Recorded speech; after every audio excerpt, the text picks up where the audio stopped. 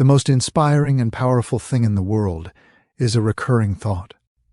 However, it can also be one of the most dangerous. Think about it for a moment now.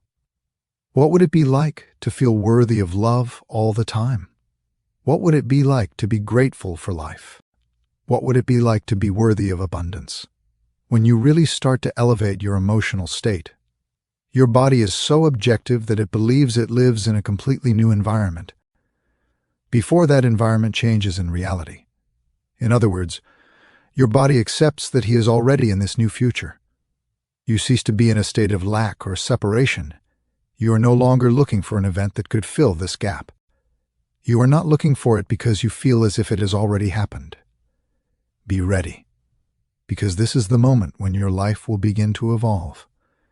We create the most beautiful things because we are fascinated by a new idea, a fresh thought that we want to bring to life. At the same time, however, we know many people who experience recurring thoughts every day that sound something like this. I do not deserve love. I am unworthy. No one loves me. What should someone who has a constantly negative, recurring thought start with? Especially related to the sense of one's own worth and the inhibiting belief of deserving love. Well, often people have an image of the ideal partner in their minds. They say, I want him to be this and that, to do this and that. Basically, they build this vision in their mind, which in itself is not bad. The problem arises when they cannot feel the emotions that would accompany them in this ideal future, this love they desire, before it actually materializes. They wait for something to change outside instead of changing something within themselves. It's as if they were standing still and waiting for external circumstances to give them a reason to feel love. If you feel a lack of emptiness in your life, then you are unconsciously keeping love at a distance. Your mind and body do not generate the magnetic energy that would attract your dream relationship to you. At this moment, you need to ask yourself a question. Can I teach my body how to feel in the future before that future happens? In other words, can you feel love, joy, and fulfillment before these things actually appear in your life? This means that you cannot wait for the perfect relationship to feel love. You must reverse this scheme. You are to become a source of love instead of expecting that the external world will deliver it to you on a platter. Practice being so present in the moment that you do not anticipate or control the future. Instead, feel the love here and now, regardless of what is happening around you. You will now do an exercise with me, and later you will do it regularly for the next 7 days.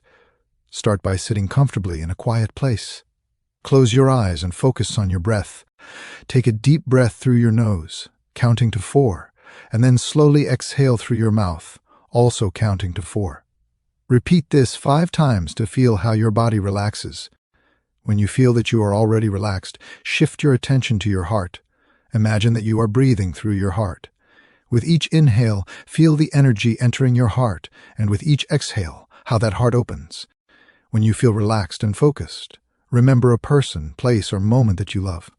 Let it be something that evokes warm, positive emotions in you. Focus on this image and let the feeling of love begin to fill your heart. Now imagine your future. Feel what it's like to have someone by your side who fully accepts and loves you. Let these emotions, love, fulfillment, joy become your reality here and now. Allow yourself to linger in this feeling for a few minutes, not rushing, just immersing yourself in this energy. When you feel that this feeling has completely filled you, slowly return to your breath. Gently focus on your inhalation and exhalation, and then open your eyes. Feel how the love you created still fills your body and mind. Repeat this process several or a dozen times in a row, and then repeat it regularly, every day. The effects that you will start to notice will be amazing. Statistically, on average, 90% of our time we think about the same things we thought about the day before.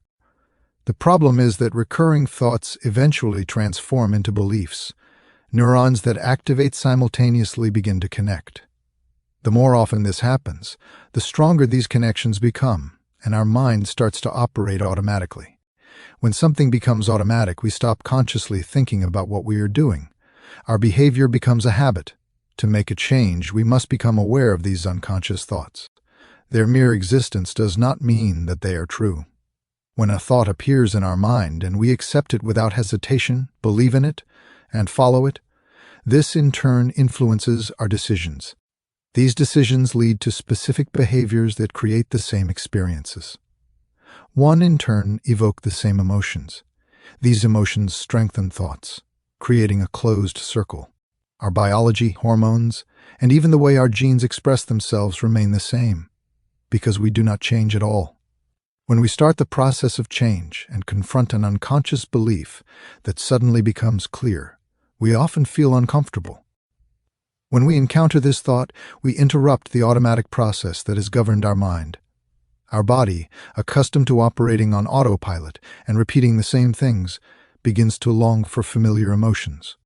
The thought that we are not worthy of something evokes a feeling of inadequacy, and that feeling reinforces further thoughts that we do not deserve what we desire. One thought is enough.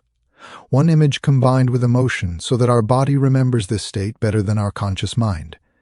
Thanks to this, the body begins to automatically respond to the same stimuli, even without our conscious control. When we start to notice this thought and stop automatically accepting it, the body begins to demand its return, because for years it has become accustomed to controlling our mind. Then the body presses for the mind to create more similar thoughts, in line with that unpleasant feeling. At this moment, the mind begins to attack. Not only do you remember that you feel unworthy, but other emotions related to this state also arise. To the moment when you have to decide whether you really want to change. If you decide to confront this thought and choose a different path, you must be ready for discomfort. You will feel uneasy because it will be something new and uncertain in your perception. You are entering unknown territory, leaving a safe, well-known place. At this moment, you stop being a passive observer and start to take action. Your mind begins to observe carefully, looking for evidence that something is changing, because you yourself have started to change. However, when these changes are not yet visible, as they are just beginning, many people return to old thought habits. This makes them make the same decisions that lead to the same experiences. And you in turn evoke the same feelings again. Then the thought arises, all right, this works for me, but that is not true. It's just a familiar feeling, because you return to what you already know well. I am absolutely convinced that when someone truly wants to change and consciously recognizes their previously unconscious thought habits, the body can be reprogrammed to start thinking in a new way. The moment you stop, and you don't get caught up in another loop of destructive habits. At this very moment, you are preventing your body from switching to autopilot mode. If your body is accustomed to feeling unworthiness, and you consciously suppress this mechanism and observe your feelings, you create space to ask yourself a question. Do you really still want to feel this way? This is exactly the process of transformation. You are leaving your old self and stepping into a new version of yourself. Looking at how our biology works, we can use these principles to our advantage. If you say, I will stop for a moment now and become fully aware of my unconscious self, my automatic personality. My success today will be that I will not give in to old thoughts, habits, and emotions. You are starting to gain control over them. You will tell yourself, I have this under control. What new thoughts do I want to consciously create and reinforce in my mind now? If a new belief arises from the thoughts you repeat with full awareness and intention, you activate that part of the brain that is responsible for planning and decision-making. You create new neural connections this way. The more often you do it, the more these new paths become automatic, the stronger your belief that you deserve love, abundance, healing, or anything you desire becomes. And it is precisely then, when it really matters, that it is the hardest. Because if these new connections are not yet strong enough, it is easy to fall back into old habits. You are wondering how I will do in the job interview. Will I do well on the first date? How will I behave when I meet someone I haven't seen in a long time and we won't have anything to talk about? When will you start practicing these scenarios in your mind? The brain does not distinguish between imagination and actual experience. Research on imagination shows that the mind treats these exercises as if they really took place, even though they are merely a product of your imagination. By repeating the activation of these connections, you begin to act in accordance with them.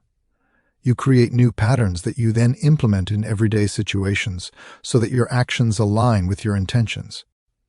When you ask yourself the question, what is it like to be worthy of love?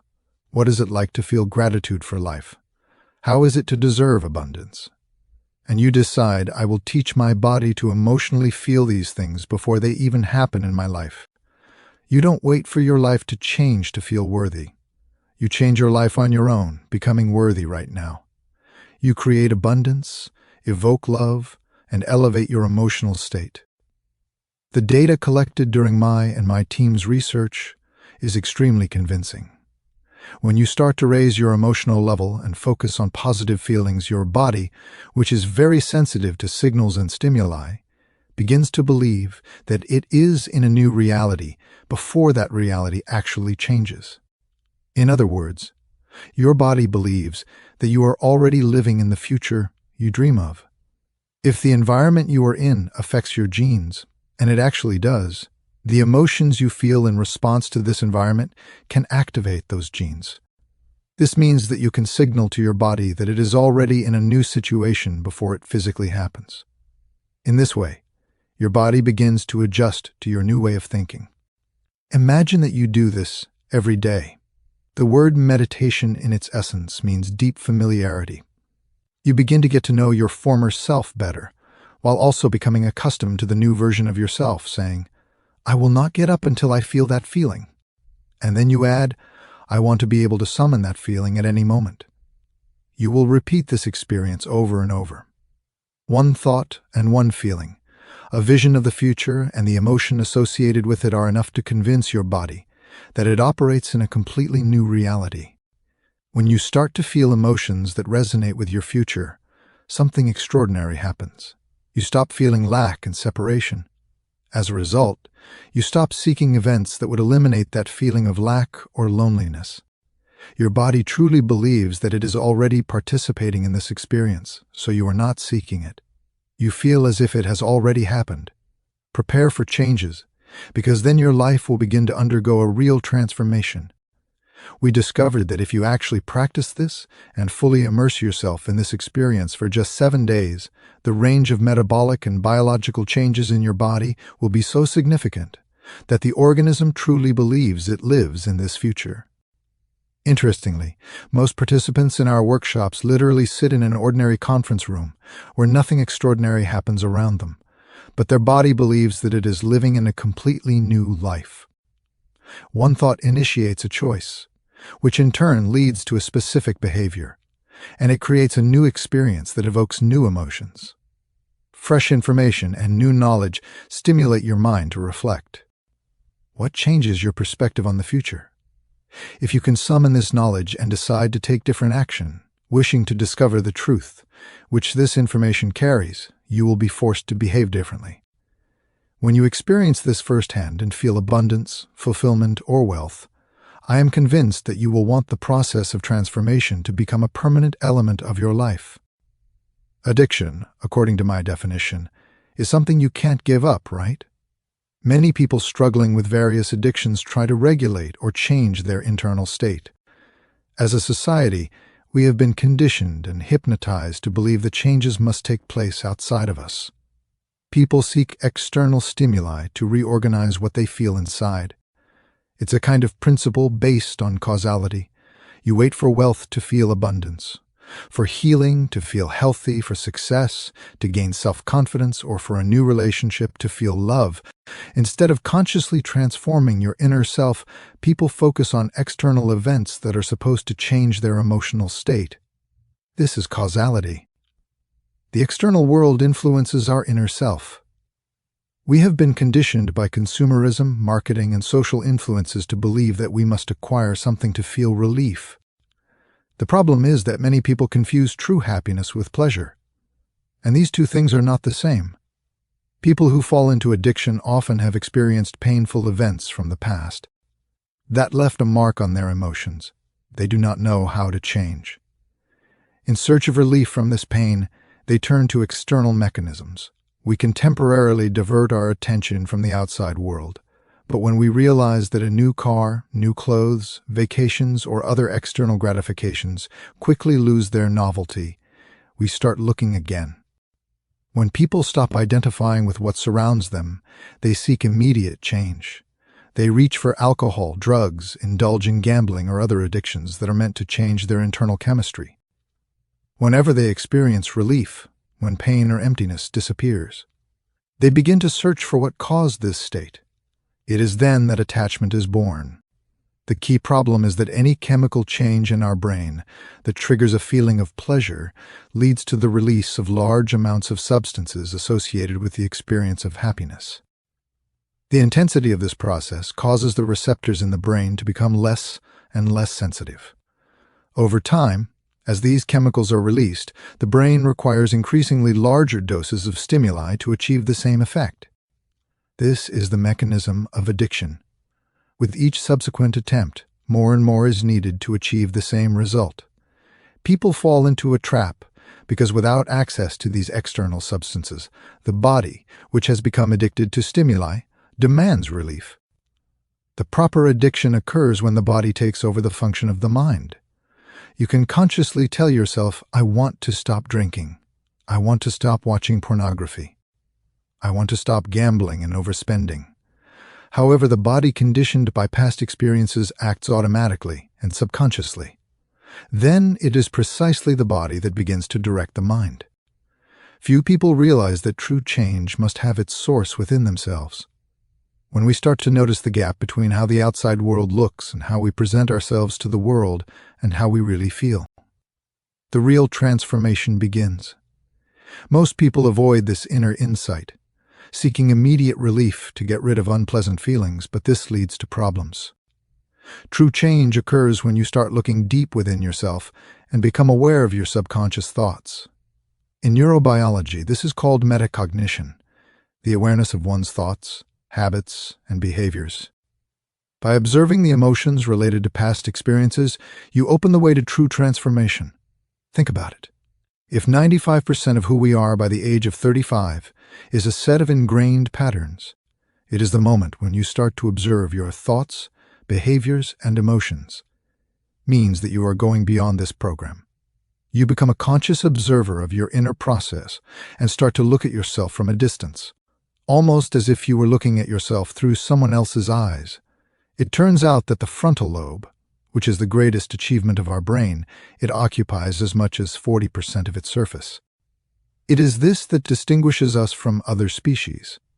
It is like a general director, a manager, a conscience, and a source of creativity. Speculates on future possibilities, learns from mistakes. It determines intentions and directs our attention. It is the frontal lobe that controls our behaviors and emotions. When you start to activate it, you take the reins of your life and gain greater control over your choices. If, however, you function mainly as the mind of the body, then your body, more precisely the cerebellum, I am looking for chemical relief. Just the awareness that you can observe yourself. It opens the door to a change that allows you to better cope with challenges. It's not an easy task, as it means going beyond biological conditions. The difficulty lies in the fact that most people do not know that they have all the tools needed for this transformation in their hands. I can assure you that many people, even when taking a placebo, are able to make changes. For example, in studies on Parkinson's disease, when patients were given a placebo, intention tremor subsided in more than half of them. It turned out that their bodies produce their own dopamine, the deficiency of which is the cause of this disease. But when patients return to their daily lives, to their habits, routines, surroundings, their reality reminds them of who they were before, and the symptoms of the disease return. This shows how huge an impact our environment has on us.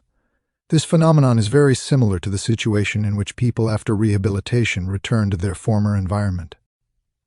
Our research shows that individuals who continue to work on themselves are able to maintain changes, demonstrating increasingly greater effects. However, what makes it so that not everyone successfully completes this process? The answer is one. Anyone who starts it enters an unknown territory. Not everyone will succeed. Not everyone will reach the top of the mountain. It is a journey that requires perseverance. We asked people who struggled with chronic illnesses or ailments. Most of them are coping exceptionally well. Some of them, however, experienced a relapse of symptoms. We asked them to regularly monitor progress every few months. Why are we doing this? It is not a matter of denying reality, but of awareness. If the symptoms return, we encourage them to take both medical and psychological actions so that they can improve their results. People who have experienced healing continue to succeed, but some, when they stopped taking the placebo or encountered life difficulties, job loss, stressful situations, personal struggles, found themselves in a difficult position again. Some of the old symptoms may return if external events remind them of their former self. Is this happening? Because every thought carries a frequency, and each of these thoughts causes chemical reactions. If you obsessively think about lack, whether it's a lack of money, time, or energy, your thoughts send signals based on this deficiency. The chemical signals record these emotions in the body. At the moment you start to feel unhappy, your thoughts generate more of those emotions, which leads to an even greater production of those chemicals. Thus, the energy of the brain is transferred to the body, where it is encoded. When you think about the people who come into your life, as well as the moments when you are overwhelmed by anger or frustration, regardless of whether it is caused by street traffic, this causes the field to begin to shrink. Living in survival mode, the body loses its magnetic properties. As a result, the energy in the brain is minimal. Only 5% is in the head, while the remaining 95% of the energy accumulates in the body. Your body becomes emotionally conditioned, which causes more energy to be stored in the body and less in the brain. Our goal is to transfer this energy back to the brain. So what happens when we move this energy back to the brain and heart? It's fascinating, because when the energy reaches the brain, it starts to increase. We use various meditative techniques to direct this energy towards the crown of the head. When energy is released, the sympathetic system, which is part of the autonomic nervous system, is activated. Instead of releasing energy outward, in response to a threat, energy reaches the brain, causing an increase in its activity and triggering high frequencies that are referred to as gamma brain waves. At this moment, you begin to feel heightened activation, ecstasy, or even bliss as energy is released into the brain. Negative energy, such as that caused by feelings of guilt, which has been stored by repeating the same thoughts and feelings, is released and returns to the brain. What happens then? You receive more energy, and the brain begins to create an external energy field. At this moment, you begin to build a field around your body. When energy is released, you begin to feel bliss in the present moment. This means that we can transform emotions such as shame, guilt, or uncertainty into a state of bliss. Moreover, we do this regularly. It is surprising that the influx of this energy changes the physiology of the brain, which leads to the emergence of this extraordinary feeling. The brain begins to function like a magnet again, and the energy traveling up the spine passes through the nerves, triggering a series of dynamic processes in the body. Energy that was previously stored in one of the energy centers, now it is being released. It is energy that we can use both for healing, how to create a new future. You are filling your energy field, and your body is becoming more and more like a magnet, instead of being a passive element of disorder. When a person reacts to the people or situations around them, the stronger the emotions they feel towards politics, traffic jams, or other everyday problems, the more attention they devote to them. And it is precisely there, where you direct your attention, there your energy flows. What does it mean? You tie your life energy to those situations instead of using it to create a new, better reality. If this type of content resonates with you, subscribe to this channel now so you don't miss the next videos. Share this film with others, as not everyone will be able to find it on their own. Let's go back to the movie now. However, when you sit down to meditate, something amazing happens. Recently, during one of the events I was leading, I had the opportunity to take the participants on a journey deeper than ever before.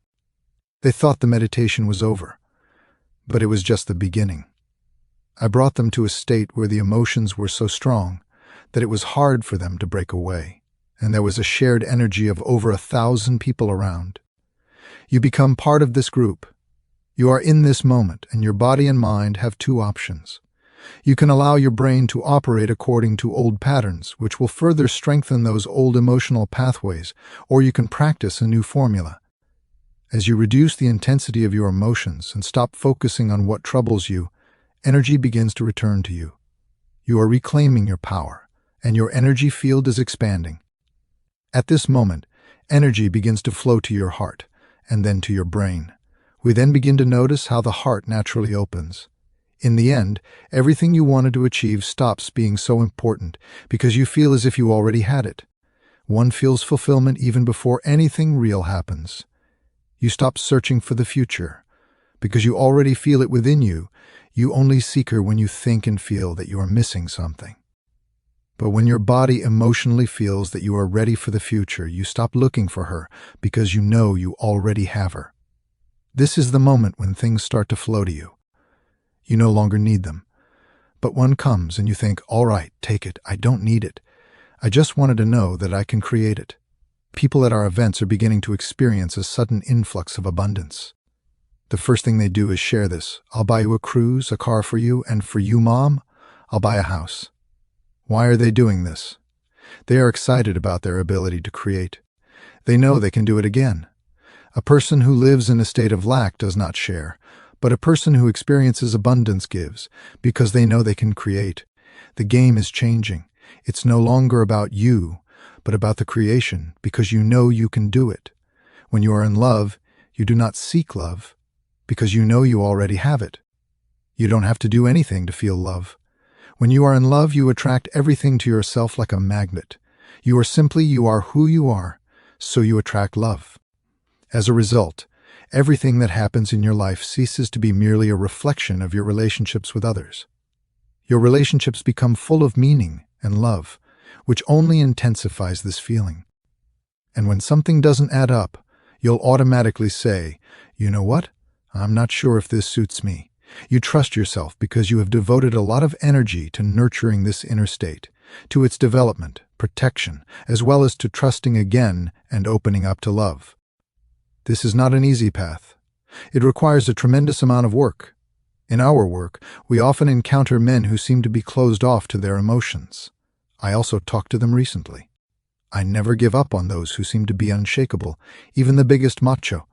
True courage is not about keeping your emotions at a distance, but about opening your heart. When is this happening? We are witnessing extraordinary healings. People recover from diseases such as cancer, colon issues, or angina. As if suddenly, bang, they simply gave way. It was right there, deep inside, that those emotions were hidden. When the heart opens, the body reacts. It begins to change at that moment, informing the entire system, which restores harmony and health. When you reach the moment when you feel lack and separation, time seems to go crazy. Everything drags on. You wish events would unfold faster. And at the same time, you have the impression that everything is dragging on endlessly. You feel this way because you are in a state of separation. However, when you are in love and connected to love, you don't want those moments to end. Yesterday, I had dinner with 3 guests, scientists. I prepared a gourmet meal for them. We also drank excellent wine. Why? Because I wanted them to be so immersed in the present moment that they completely forgot about the concept of time. We created new memories together. We experienced an amazing evening. This is what life is about, experiencing it in love. There's no sense in feeling guilty about what we eat, nor in judging ourselves. I prepared a perfect meal, so let's eat it without guilt, because that guilt is much more harmful than any potentially unhealthy thing we could consume. When you feel deep emotions, such as love, you start to see the world from a completely different perspective. A perspective full of compassion. Even people who once hurt you or were your enemies suddenly look different. If you have undergone an inner transformation, you will understand that you see in them a reflection of who you once were, but you have already changed. This, in turn, awakens compassion and understanding in you. You think, this person is really suffering and fighting. I used to be the same, but now I am different. People who have loved themselves can find love in others. Those who are truly happy within themselves are able to establish deeper relationships with others. They see in people those traits that they want to admire and enjoy. When you practice feeling love, gratitude, and acceptance every day, even for a moment, your life begins to change. Research confirms that regular gratitude practice strengthens your immune system, making it more resistant to various threats. It's not just a matter of thinking about what you are grateful for. It is crucial to truly feel gratitude on a deep level. Why is this so important? Because you want to teach your body to regularly feel these positive emotions. What is it? Emotional signature of gratitude. It is a feeling that arises when something amazing happened in your life or when it is happening right now. If you finish your meditation with a feeling of gratitude before what you desire actually happens, your body will already believe that it has occurred. You are then ready to accept what is best for you. And what can you lose? The worst that can happen is that you will feel better physically and emotionally. Some of us wake up in the morning and immediately start thinking about our problems. This happens because our brain acts like an archive of the past. Every problem we think about is connected to specific memories, people, places, and things. When these memories arise, we begin to feel emotions related to past experiences. And before you know it, your body starts to live in the past. And emotions are directed towards those old feelings. The mind that creates thoughts generates the appropriate chemicals, and the body responds by replaying the old pattern. But it is not irreversible. Some people, upon waking up, immediately try to summon old feelings, seeking what is familiar, even if it is something negative. They, in turn, need thoughts to evoke feelings. It's a loop in which thoughts and emotions feed into each other. However, there is a way out of the cycle. The key is to interrupt these patterns through the daily practice of feeling gratitude, love, and inner peace. When you manage to regularly incorporate this into your life, you will begin to notice that not only your mind is changing, but also your body. Negative thoughts make us feel unhappy. When you think critically about yourself, your body releases chemicals that cause you to feel internal tension. The stronger the emotions that accompany difficult events in your life, the more they affect you, forcing you to focus on what is happening around. If you are experiencing something that carries a huge emotional burden, you feel that it is not you, and an alarm system is activated in your body. Then your mind automatically focuses on the source of those emotions. Your brain remembers this moment like a photograph. This is exactly what we call long-term memory. People often do not realize that every time they recall such an event, their brain and body react as if it were happening anew. Emotional memories evoke the same feelings, and our body, which operates very mechanically, cannot distinguish a real event from a thought. It's as if we are experiencing the same thing again. An example could be a situation when you think about an ex-partner. Just the reminder of that person is enough to worsen your mood and throw you off balance. This is how anchoring in the past is created. Image and feeling, thought and emotion, stimulus and reaction. These memories do not remain only in your mind, but become a part of your body. Now, the very thought of that person triggers physical reactions that consume the energy you need for recovery and growth. Instead of creating and acting, you unconsciously use that energy for survival. And in a state of survival, there is no room for creativity. There is only fighting, fleeing, or the desire to hide. The problem is that this process becomes a subconscious program that starts to operate automatically beyond our control. Your body learns to feel resentment. Fear, anxiety, and other negative emotions can eventually make you feel sick just from your thoughts. As a result, your body is trapped in the past, and emotions take control of your mind. The energy that you could use to act is trapped in the body, and you must break free from this state of continuous unhappiness. It takes courage to let go of the emotions that have defined your identity for a long time. People often say, "I can't feel joy or love." In reality, what they mean is, my body is so accustomed to the past that I can't feel anything new.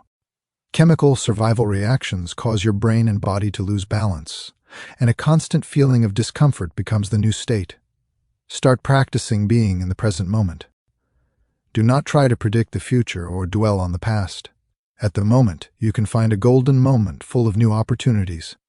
The past is something you already know, and a future based on old habits is autopilot. But there is one place where you will find the unknown, and that place is the present moment. If you learn to cooperate with your body so that it starts to trust you, you will feel something extremely important: safety. Then, when you overcome difficulties and problems, your body will be able to fully relax in the present. You will no longer have to worry about what will happen, what is happening around you. Either do you have your basic needs met, such as food, movement, or rest. You will reach a state in which these needs are met, and you will be ready to fully engage in the present moment. When you start working with your heart, you will notice how your breath becomes deeper and calmer. At first, the feeling of love or gratitude may seem strange, because you are used to thinking about why I should feel love, since what I want has not yet happened. We have been programmed to think that we must first see changes in the world around us before the associated emotions arise. But your body is not so picky. It is, however, very objective. If you give him those emotions, he will believe that you are already living in that future, even when you are here and now. As a result, your body begins to change, and you shape your biology according to what you want to experience in the future. The more you feel love, the greater the change occurs within you. You focus your attention on the image you create in your imagination. Thought, emotion, memory, physical reaction, all these elements begin to connect. This time, not to return to the past, but in order to imagine your future, when you are truly present in the moment and know what you want. You are teaching your body new emotions that bring you closer to what you desire. When you practice opening your heart, the results may surprise you. Brain scans show in real time. As the heart begins to work in a harmonious rhythm, regularly and calmly. When you feel frustration, anger, impatience, or resentment, your body acts as if you are pressing the gas and the brake at the same time. Your heart beats irregularly, and energy literally drains out of you. In such moments, you are unable to engage in your goals or think about your future, because the energy that should drive you has been spent elsewhere. At this moment, you are also losing balance in your brain. But when the energy begins to focus in your heart, what has been repeatedly proven in studies, your heart begins to beat in a harmonious rhythm, like the regular beats of a drum. It generates waves of energy which send information to the brain. The arrangement of brain waves changes then. You enter a clearer state, and your mind operates on alpha waves, which are responsible for creativity. At this moment, the negative voice in your head that said, "I'm not good enough," goes silent. Your inner critic, which previously held you back, is silenced. The default mode network in the brain, responsible for habitual thoughts, ceases to function. Then you start to see new images, create new ideas, and fall into a state of creativity. At this stage, your thoughts naturally begin to focus on the future. Heart, as the center of your creativity, it must be open so that you can fully engage in creating your future. When you fall in love with your vision of the future, your brain and heart release oxytocin, the love hormone, which in turn triggers the production of nitric oxide. This process is similar to sexual arousal. It causes your heart and lungs to fill with energy, literally as if they were beating in harmony with the present. Let's think about it now. What simple steps can you take in the morning, evening, or at any time of day to bring your body into this state? If you practice that feeling every day, not in a hurry, but consciously, you will prepare yourself for something greater. Your meditations will begin to be something more than just a moment of silence. Preparing the mind and body for this moment is very important. I personally do not finish meditation until I feel that I have truly fallen in love with my life. Why do we usually close our eyes to do this? The world around us is full of stimuli that constantly distract us. And why do we sit still in meditation? Because the body constantly wants to satisfy its needs. Get up, eat something, have a coffee, feel better. But now you have control over it, not it over you. You are talking to yourself. Hey, take it easy. Everything will come in its own time, but right now I am the one who decides. To the moment when you set a boundary and start creating your future. I do not move until my body and mind connect with the emotions I want to feel throughout the day. During this process, unconscious thoughts will arise. It's natural, and this is exactly what I want you to be aware of and understand what is happening. When you notice it, you can stop those thoughts before they dominate your mind. That's when you do the most important work. You break old patterns. You are disconnecting old connections in the brain that no longer serve your well-being, and thus you create space for the new. To the moment when you consciously give up the old version of yourself, and when your body starts to rebel, you want to move, have a coffee, or check your phone, you say, no, now I'm returning to the present. I'm the one in charge here. Every such moment is a small victory, proof that your will is taking control. In most people, the body operates on autopilot, leading them to the same patterns that shaped their past. But now you are starting to change this program. Some say, I can't meditate. But in reality, this is the first step to true meditation, noticing how your body reacts and returning to the present moment. This exercise, which over time brings amazing results. Imagine that your body works like a clock. It is 8 in the morning, and you usually drink coffee, watch the news, and worry about the problems of everyday life. But imagine that instead you decide to sit down with your eyes closed, and your body doesn't know what's happening. It tries to entice you back into old patterns by provoking thoughts of problems and worries. But you do not give in. You speak. No, I will not give up my strength of the past or the situations that used to control me. Every such no. It's a step towards greater awareness. Now you control your body, not at you. At first it may seem difficult, but I see how people gradually push their boundaries. With each small step, they become more present, calmer, and ready to act. Preparing for the day is a reminder of who you no longer want to be, being aware of your old program so as not to fall into old patterns. Every day you confront that part of yourself that created your past reality. If your personality is the way you think, act, and feel, then to change your reality, you must change these 3 things. This means that you need to be aware of your habits so that they stop controlling you and become just a part of the program that you have control over. If this film resonates with you so far and you find this content valuable, share this film now with everyone you think should listen to it. Now let's go back to the movie. Breaking away from old patterns is not easy. So many people avoid it too. In moments of stress, they reach for their phone looking for a quick reward. But now you decide, not external stimuli. It's time to take the helm. If you start to control your thoughts, pay attention to what is happening in your head, and consciously create new connections in your brain, you will make the new program dominant. Your brain will start to work as if you have already achieved what you desire. When you close your eyes and imagine who you want to be, you are installing a new program in your mind that guides you towards the future. And if you continue this program will become your reality, and you yourself will look and act differently. It is really fascinating. Because this process requires you to be fully aware. Consider what makes it so that when someone receives a sugar pill, a saline injection, or even undergoes a fake surgery, their body starts to react as if it has received real treatment, without any analysis. A person begins to believe that it works, and in response, their body starts to produce exactly the same chemicals, which would come from real healing. This shows that it is not the substance itself that heals us. Our bodies have an innate ability to self-heal, and the mind and body are strongly interconnected. The sugar pill is not just an ordinary tablet here. It symbolizes that person's hope. It symbolizes possibility. When someone sees her, they immediately start to believe that she can bring improvement. For example, in studies on depression, as many as 75% of people taking placebo, that is, substances with no therapeutic properties, I feel better. Why is this happening? This pill gives them hope, makes them start to think, maybe I can really feel better.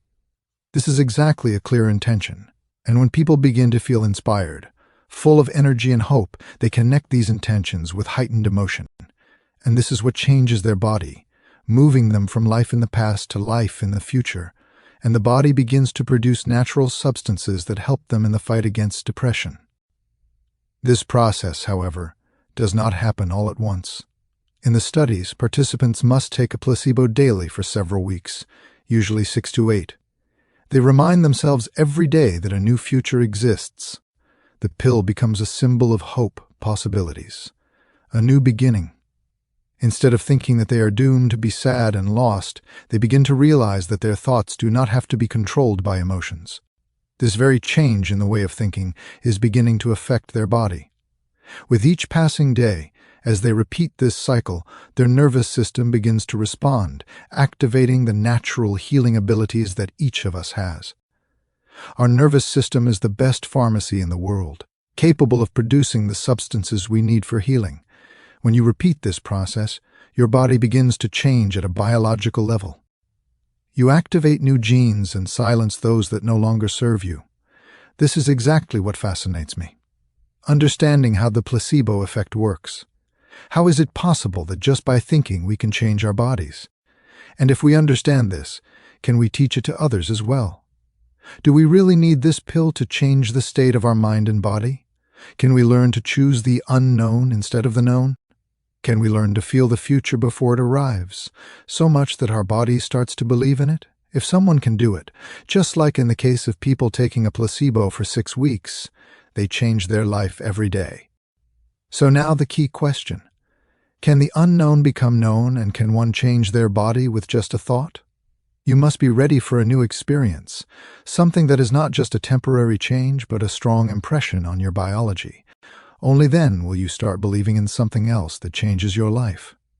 But this is not the end, because then you have to ask what the next belief can help me understand the next step in my change. Here is an example that I often see at work. A woman is going through a very difficult marriage that is falling apart because her partner was aggressive. That woman had been under the influence of stress hormones for a long time. Of course, all her energy was directed at the threat in her external environment. She had no energy for development and regeneration within herself. She lacked the energy for long-term repair projects. The body was in a state of constant alertness, always anxious, always anticipating that something bad would happen. She had food allergies to everything. She was allergic to her environment.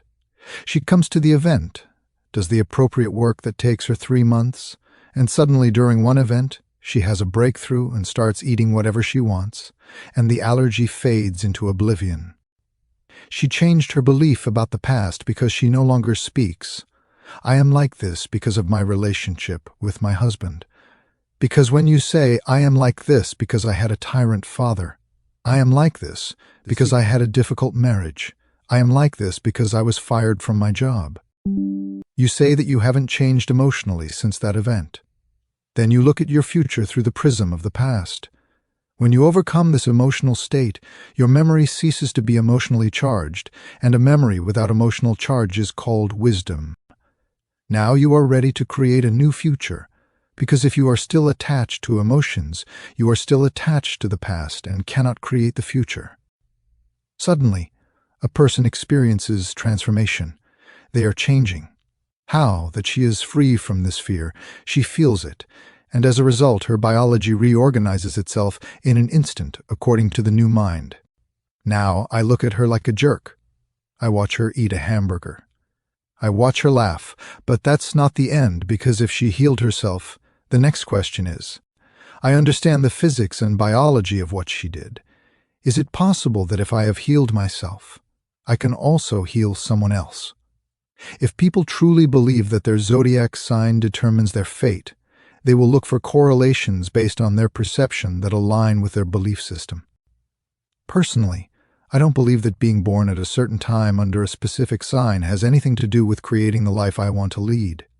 However, many people believe in it, and because they believe, they will choose. Oh, I saw the clock showing 11:11. Well, you probably also saw 5:14 and 9:27 earlier. However, you are still looking for 11:11. This is your reality, because that is where your attention is directed, right? Someone might say, I disagree with that, but I respect it, because that person will hold on to that belief until it no longer serves them. Either it evolves its belief, or it does not. If not, then it's tough. But if so, Sooner or later, they will realize that it doesn't work. I currently have certain beliefs that, to be honest, I question. They seem limiting to me. But to change these beliefs, I will have to step out of my comfort zone, enter the unknown, and really see if I can operate in a completely different way. From my own experience, I can say that many people still use the placebo effect and continuously make changes in their lives. For example, in studies on Parkinson's, if you give patients a placebo, more than half of them will notice that their trembling stops. If, however, you look at people who, after receiving saline or distilled water, start producing 200 times more dopamine than they normally could, you will notice that this is key, because Parkinson's is indeed a disease caused by a deficiency of dopamine. When they return to everyday life, they see their caregiver, play chess with friends, sleep next to their partner. Their reality reminds them of who they are, and the illness returns because they revert to their old identity. Such a huge influence comes precisely from the environment. Our students who are still working on themselves are making increasingly larger changes. Most of them are heavily involved, although some have difficulties. Why is this happening? We are doing something completely new. Something that not everyone can accept right away. Not everyone can run a mile or climb to the top of a mountain. It's a process, a journey, which everyone experiences differently. When we talk to people suffering from chronic illnesses, most of them cope really well, but sometimes the illness comes back. What do we do then? We ask them to check their progress every 3 or 6 months. Why exactly that? Because it is not about avoiding the problem, but about understanding. If the disease recurs, we encourage you to monitor your health again and take further action. And if the condition does not improve, we suggest using other treatment methods that may help. Most people who have experienced healing still feel good. Sometimes, however, when life brings difficult situations, the loss of a job, a loved one, stress, people return to their old patterns, and over time, old ailments return as well. People come to us for various reasons. Some seek health, others want a new job, career, or relationship.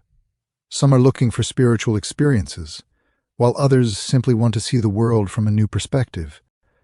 I believe that science is the modern language of mysticism. It helps us uncover secrets and gives us the tools to understand how we can live better. The last year taught me that people truly desire fullness. When we long for something, we feel that we are missing something. But when people begin to connect with something greater, they learn to regulate their emotions and experience fullness. When we create from a sense of fullness, rather than from a lack, we can have a greater impact on our reality.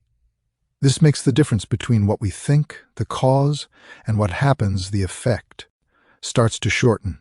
Why then not practice shortening that time? When you see that what you think appears in your life, you become more aware, loving, and present, because you feel more complete. I want them to learn the formula for how to heal themselves. I want them to learn the formula for how to create reality. I want them to learn the formula that there are doors to other dimensions that can be opened regardless of any external substance and release hidden systems in the brain.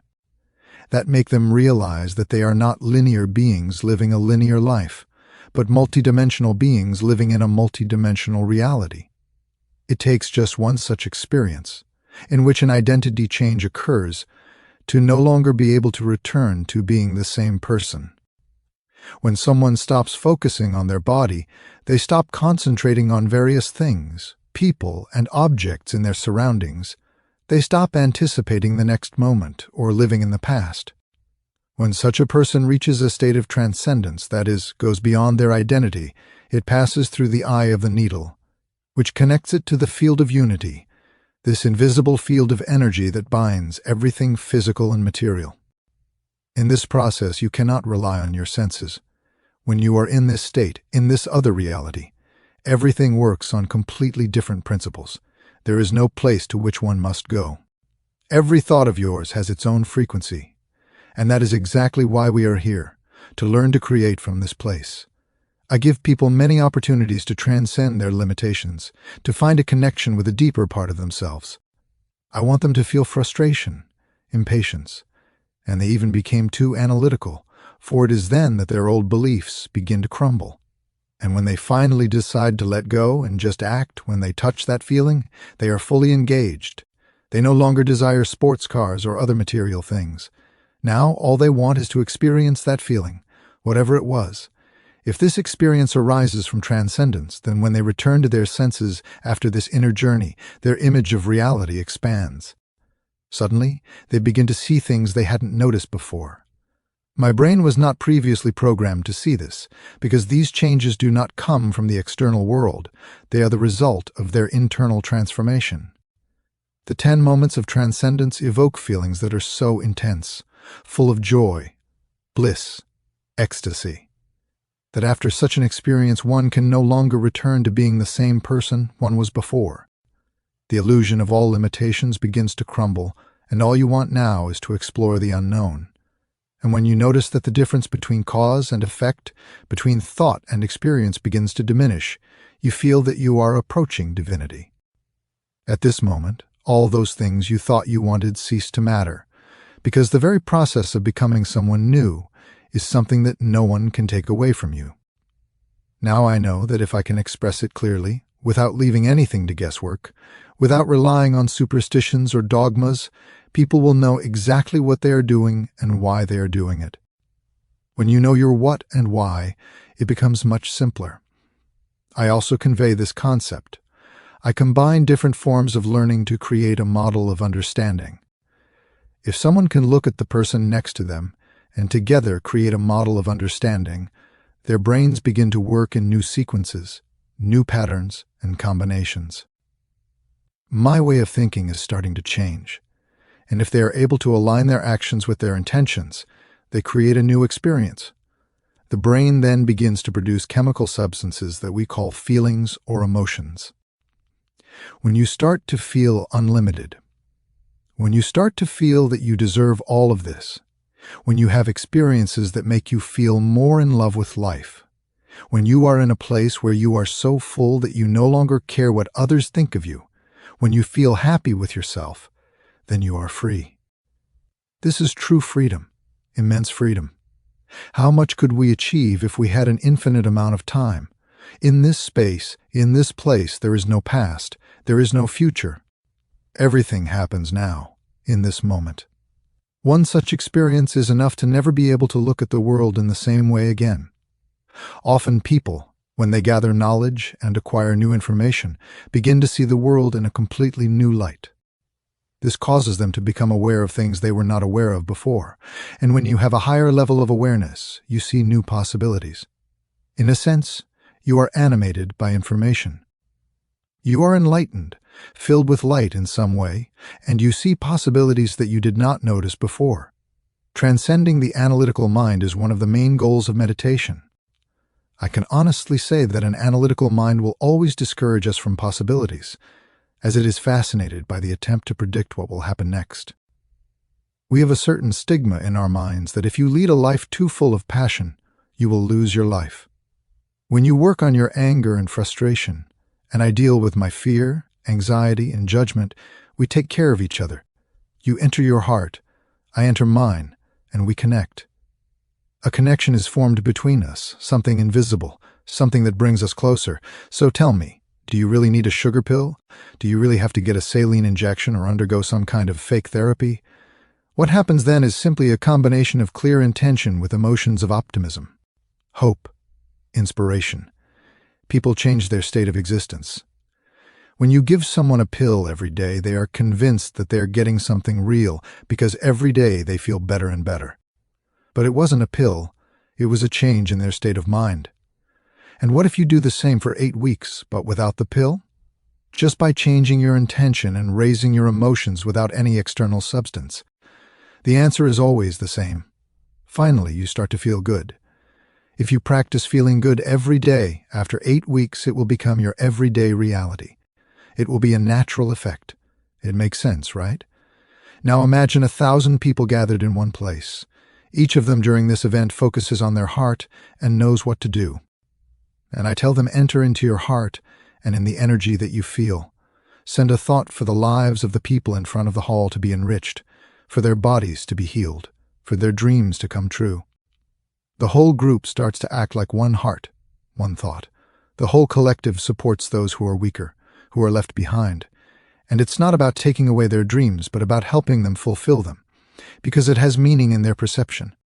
One cannot help but care for others. One cannot help but be present. One cannot help but be kind. Do you see the man in the wheelchair, who had a stroke and was unable to move independently? His daughter pushed the stroller throughout the event, and on the last day he had a profound transformation. They return home, she brings him in a wheelchair, and he stands up and starts walking. This is indeed a contribution to a living organism. You are changing someone's life. When you do this, it becomes a daily experience. You are starting to become more sensitive to a certain energy, to a certain feeling. That's what it's all about. They understand it. Everything they had to do was to open their hearts to someone else. I want people to be able to use these tools to create the life they dream of. And when you get closer and closer to the source, to that unity, it is no longer just about you, but about all of us, about the community. And then we start to become something bigger. People often ask me how to create the person of my dreams that I would like to have in my life. I always answer, take a piece of paper, write down everything you want this person to have. Write down everything about how you want them to behave, what they were like, and then become that person yourself. Because many people have different, interesting definitions of what love is according to them. Some see it through the prism of need, others see it as something related to sexuality, control, domination, or success.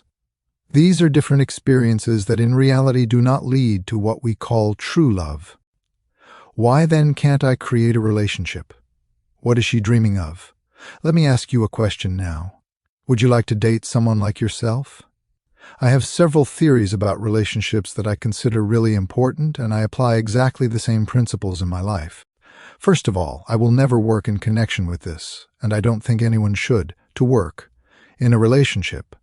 I believe that if you are working in a relationship, then something is not working, something is off.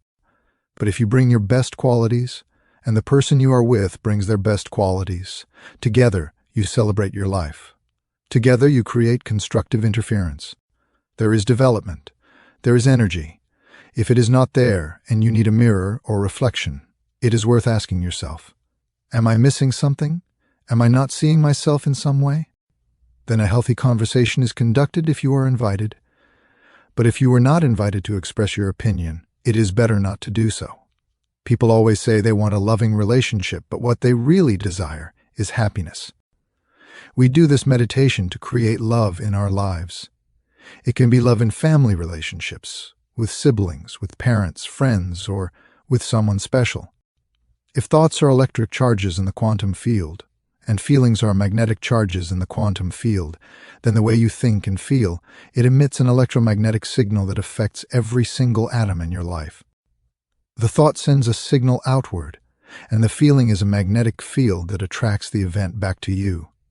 So if you are not in a place where you are in love with life, with yourself, or you do not practice reducing your emotional reactions to certain people or conditions in your life, and you live in anger, hostility, judgment, or fear, there is no magnetic field that could attract this to you. And if you are telling me, if that person or those circumstances caused me to feel this way, I would say that that person or those circumstances control how you feel and how you think, and everything that controls how we feel and think makes us victims.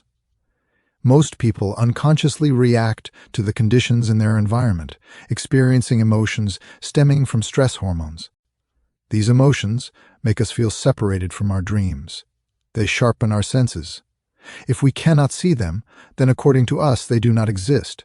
Threat or danger puts us in alarm mode. Your reaction to the environment actually weakens your body, weakens your reaction, which in turn weakens the body. As a victim, you become more susceptible to the conditions in your environment, regardless of that. Are they large or small? I'm also talking about microorganisms. People often ask me how to find someone with whom they can create a true relationship based on love. The answer is simpler than it seems. To create such a relationship, you need to learn to transform the negative emotions that arise from living in survival mode into more uplifting ones such as joy, peace, or gratitude. Opening the heart is a process that can be learned. When do you start regularly exercising to replace stress, fear? Are you learning how to get out of survival mode and enter a state of love, from anger to positive emotions? Some say, I can't open my heart. I can't feel love. I always respond to them then. And what do you really practice feeling every day? Because the truth is that what you feel every day becomes your norm. It may be a sense of guilt that you are so accustomed to that you don't even notice that you feel it. Most of us unconsciously train ourselves to feel the same emotions every day, reacting to what is happening around us. For example, if you have a negative thought, you immediately feel worse. If you judge others, your brain produces chemicals that further intensify those feelings, and so we fall into a vicious circle. The stronger the emotions you feel regarding a problem or situation in your life, the more you focus on it. This makes these emotions become your reality. If something in your life has triggered very strong emotions, your brain literally takes a snapshot of that situation. Each subsequent memory of this event triggers the same chemical reactions in your brain and body as if it were happening again. Your body believes that this event is still happening. The body may not distinguish a real event from the emotions you evoke with your thoughts alone. The body begins to react as if it were reality. A thought and a feeling are enough, and the body accepts it. You are training your body emotionally to endure in the past. Memory is no longer just in your brain. It permeates the body. It becomes a part of it. The problem arises when it becomes a subconscious program, and you are not even aware that it is happening automatically. Over time, feelings such as resentment turn into constant unhappiness, anxiety, fear, or anger. Returning to how to bring love into your life, imagine a conversation with someone who has such feelings. You will tell him, "Open your heart," and he will reply, "Are you joking? I was hurt. I won't do it." First you show your cards, and then maybe I'll open up a little. In this way, people protect themselves from further harm, while stress and emotions related to survival press on their health, contributing to various diseases. Our body is not designed to live in alarm mode for a long time. Living a life in stress can lead to diseases, even if it seems that thoughts are the source of the problem. The problem is that the body becomes conditioned to the past. All the energy you could use to live here and now is locked in your old emotions. And the mind, which is energy, still remains in the past. To open yourself to love and change your life, you must let go of those old feelings that defined you.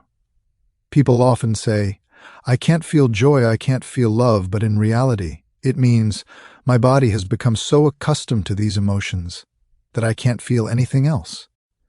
It's as if the body is programmed for those old, familiar feelings. Many people say that anger or fear are normal reactions. But the truth is that the chemicals associated with survival emotions literally throw the body and mind out of balance. When you are in such a state, you lose your balance, and if you stay in it long enough, this lack of balance becomes your new norm. Instead of regaining peace, you become emotionally unbalanced permanently. We return to the issue of love. You can theoretically and intellectually tell yourself, "I want such a person in my life who will look this way, will have such traits," and so on. You consider it a rational approach, but in reality, it is about something more. If you cannot feel love and joy before these things appear in your life, you act on the principle of cause and effect. You are waiting for something to happen so that you can feel better. True change, however, begins with you becoming that change, feeling love and joy before that dream person even appears. If you feel emptiness or lack in your life, it means you are keeping your relationship at a distance. Why is that? Because you don't have enough attraction to bring him closer to you. But think for a moment. Can you teach your body to feel the future before it happens? In other words, you can't wait for a relationship to feel love. It works the other way around. You must first find love within yourself and live in it fully, here and now. Don't keep looking into the future. Don't try to predict what will happen. Focus on the present moment. Most of our thoughts and feelings stem from the past. Our brain is like a map of what we have already experienced. It is a record of everything we have learned, experienced, and remembered. In reality, when we experience something, our five senses immerse us in the surrounding world. The brain collects data from what we see, hear, feel, and processes it, creating neural networks. These networks are responsible for creating memories. When neurons arrange themselves into specific patterns, our brain produces chemicals that correspond to emotions. Our experiences are also so strongly connected to feelings. These emotions make certain moments stay in our memory for a long time. Do you remember where you were and what you were doing on July 14th? Maybe you even remember who you were with and what time the clock showed them. This happens because the emotions you felt then have etched themselves deeply into your memory. At the moment when something moves us emotionally, our body records it as a memory. Most of our thoughts and feelings are actually reactions to the past.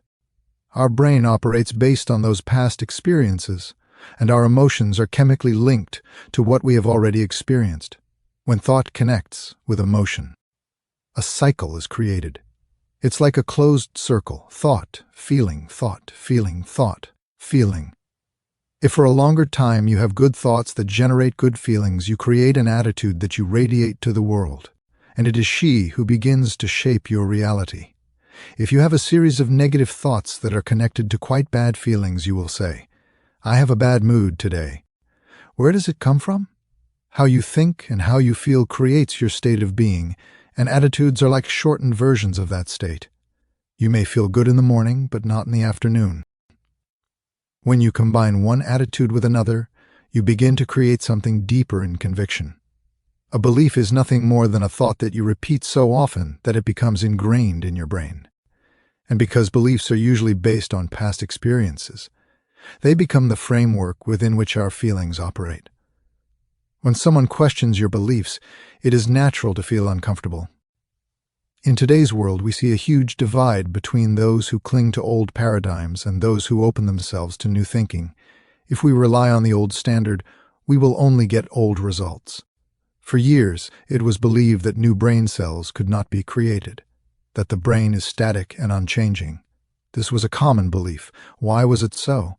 Because the scientist who studied it conducted his experiments on animals living in an unchanging environment. How can new neural connections be formed without new experiences? Today, in the age of information and technology, ignorance is not a necessity. It is a choice. People think, "I don't need a doctor to tell me something. I can check this online, read a book on quantum physics, ask difficult questions, and independently seek answers outside the convention." When you step outside the norms, others may consider you crazy. But if you achieve something significant, you suddenly become a genius, a mystic, or even a saint. It is important that you dare to be original. These divisions are currently very clear, and this is why I carefully measure this difference. I want people to see that the person who is healed from a traumatic brain injury now has a better brain, and I not only feel better. It is not the result of medication or therapy, but changes brought about by thought itself. These changes are biological and measurable. Currently, the world is divided into two groups: those who cling to old paradigms and those who open themselves to new possibilities. There is a small bridge between them that we must cross. It is not an easy task, but only people who are proficient in this process will be able to make changes. Imagine 500 people participating in a workshop where we help them become aware of their unconscious thoughts. Those thoughts that still say you can't. It's too hard. It will never work. I am not able to change. I am too old. We help them identify their negative habits, such as complaining, blaming others, making excuses, or feeling constant regret. All of this is encoded programs. And what about their emotions? "Oh God, I have felt guilty for the last 30 years, and I didn't even notice it. I thought it was just a part of me. I didn't feel worthy, not even knowing that this is how I feel." When they start to notice it, they begin to make changes in their lives. These breakthroughs happen one after another. You start to notice them, and we can measure them. We put these people on stage, where they talk about their breakthroughs, showing brain scans, monitoring heart rhythms, revealing energy changes. I can guarantee that just as disease can spread in a community, so too does well-being have the power to spread health. Imagine that health and well-being are as contagious as viruses. When a small group of people begins to go beyond their limitations, to transcend the conditions of the environment in which they live, true breakthroughs begin to happen. To measure this accurately, scientific research is required.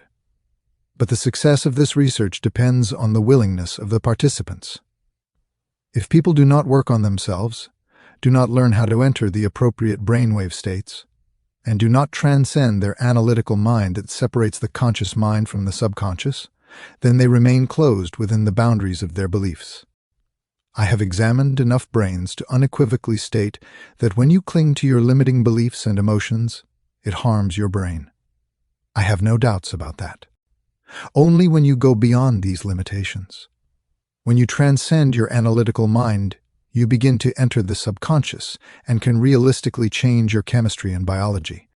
If our students do not master this skill, then everything will remain merely a philosophical, theoretical concept without real effects. However, we want something more. We want to give people knowledge, tools, and opportunities to use sciences that can change their lives. Regardless of that, are we talking about quantum physics, neuroplasticity, epigenetics, or psychoneuroimmunology? We want people to understand these principles, reflect on them, and be able to explain them to others. We want the acquired knowledge to take root in them so that they can act based on it. We also give them instructions and time to practice. Of course, not everyone will experience the transformation right away, but we only need a few people to go through this process. When these individuals experience change and we measure it, we will provide more evidence of how these changes may occur in others. This understanding will help us guide people through the next transformations. Our work is as effective as our students' ability to change their internal states. I know, however, that if we give them the right conditions and enough time to implement these principles in practice, we will start to see real transformations. We want to transcend the old paradigm that says people are powerless, dependent on external factors. The time has come for us to take greater responsibility for our lives and start acting in a way that brings real, measurable changes. The attitude we adopt is like our shortened state of being. When we combine several such attitudes, beliefs are formed. Over time, cycles of thinking and feeling create a subconscious state of being. This is exactly why most of the beliefs we have are subconscious. We are not aware of them because they operate outside our conscious mind. We have beliefs about God, health, love, and relationships. And all of them are the result of our previous experiences. If you combine several beliefs, you begin to create something we call perception, which is how you perceive the world and your relationships with the people around you. Perceptions influence how we behave, what decisions we make, and what relationships we create. Why is this so important? Because if beliefs are under subconscious states of being, and we look at life through the prism of the past, we unconsciously fill our reality with what we know from past experiences. Most people, although they are not aware of it, live according to memories of the past, believing that what they see is real, but it is only their perception, shaped by old beliefs. We know this is true because an amazing experiment was conducted in which a group of people was asked to wear special glasses. These glasses were divided into two parts. When they looked in one direction, they saw one color, and when they looked in the other direction, they saw another color. They were told, "Wear these glasses every day for 2 weeks. Take the children to school, carry out your daily duties at work, go shopping, exercise, live your normal life." After 2 weeks, these people were brought back to the laboratory and asked, "Look to the left, what color do you see?" They answered, "We don't see any color." "Look to the right, what color do you see?" "We don't see any color." It tells us two things. First, the eyes do not see. It is the brain that sees. But more importantly, those people filled their external reality based on the memories in their brains. If they really saw, they would notice those colors, right? Thus, in our perceptions, we impose our future and present with memories from the past, which begins to limit possibilities and close paths. which we could navigate in our lives. People often say, "I cannot feel true joy. I cannot truly experience love." But what do they really mean? They say, "I have gotten my body so used to emotions from the past that I am unable to feel anything other than what I already know."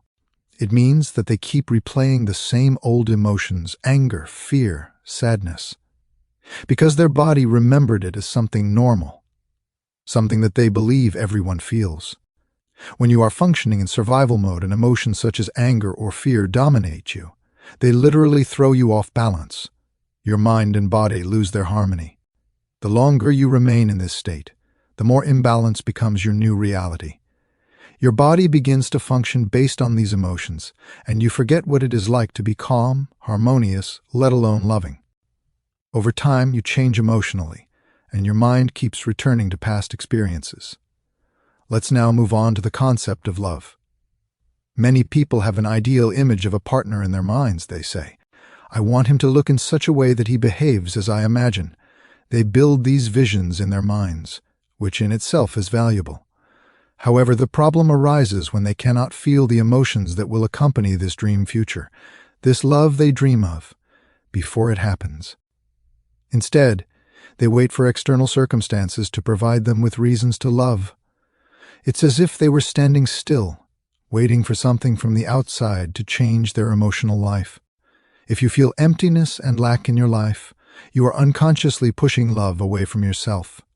Your mind and body do not generate that magnetic energy that would attract your dream relationship to you. At this moment, it is worth considering, am I able to teach my body how to feel the future before it happens? In other words, can you feel love, joy, and fulfillment before those things actually appear in your life? This means that you cannot wait for the perfect relationship to start feeling love. You must change this pattern. You are to become the source of love, instead of expecting the external world to deliver it to you on a platter. Practice being fully present in every moment. Do not try to predict the future or control what is to come. Instead, try to feel love here and now, regardless of what is happening around you.